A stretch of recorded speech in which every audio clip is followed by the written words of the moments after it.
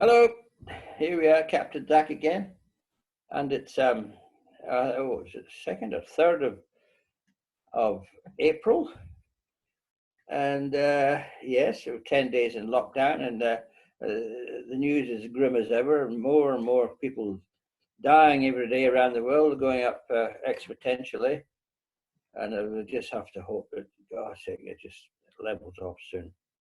But we can only make the most of it. But today I want to talk about mainly about the wedding. Now, Haley and Cameron's wedding was about 2 years ago, and it was the best wedding I've ever been to, and it was probably the best wedding that anybody would ever want to go to, whether they went there or not.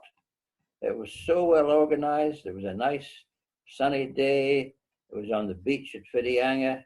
There was about, I don't know, about 60 people or 70 people. And they come from far and wide and all around New Zealand. And also Haley's family, mother and father and sister and others from Manchester, North England. It was a great do. We remembered forever, and we got great photographs. And the aisle, walk down the aisle was some driftwood. Camera made in two lines. You found a driftwood on the beach. That was the aisle. Very moving service. No, it was fantastic wedding. But yeah, the one of the things, and it's just, I wouldn't say a highlight, but one of the things that happened is that I let my cannon off. Now, this cannon of mine, I'll show you. Here it is here. Yeah, there it is. Oh, yeah. It's a formidable piece. It fires cannonballs that are made of lead, and here's one of them here, inch and half diameter, 10 ounce, and my friend and I, it took about 2 weeks to make this thing. It was made out of a solid cylinder of mild steel. It's a high tensile steel, and it was drilled out, bored out, and so much work went into it. And it's so heavy. I mean, it takes me all my time to lift it. But this cannonball can go for well over a mile, and if you only put half the charge in of gunpowder, you actually see the ball go way up into the air, and you can follow it with your naked eye, and it'll go straight through a 4-inch thick plank of wood, straight through. It's an awesome thing, and the noise, the smoke. So it's been fired dozens and dozens of times over the last 25 years since I've had it, and it's always been a big success. And we let it off after the service, and just before we went all to get into serious party mode.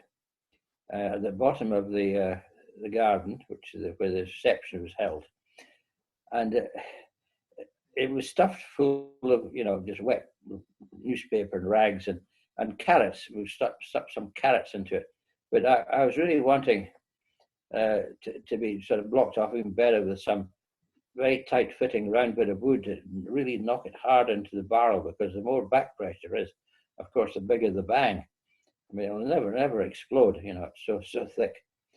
But anyway, I duly filled it up with powder, and the carrots and all that were ready, and everybody was watching. And the fuse went burned down, and then boom, a huge big pall of smoke, and the carrots came streaming out. But unknown to us, just before I lit the wick, there was a guy walking along the beach towards it. And he was taken back, obviously, with this terrific bang and these carrots sprouting out the end. And we all said, "Oh God, what's that?" And he laughed, and he seemed to take it all in his stride. So, but he got a bit of a shock, obviously. So that's the cannon. And then we went on and we had a wonderful, wonderful meal and lots of drinks. And I managed to stay up until some ridiculous hour. I think it was about nearly 11:30 before I got to bed, which is me, it's about 4 hours after I normally would go to bed. But what a wonderful wedding. Well, there we are. There's Haley and Cameron's wedding. I just want to ask one question. Do you remember what bed you got into? Your bed. Yeah, that wasn't in the plan. No, I got you. And then I was obviously, helped out and put on the settee in the living room. Yeah. And then I forget who was. He very kindly, I remember, he very kindly put a glass of water beside the settee if I needed it during the night. Yeah. Yeah. So it all ended well. Oh, yeah.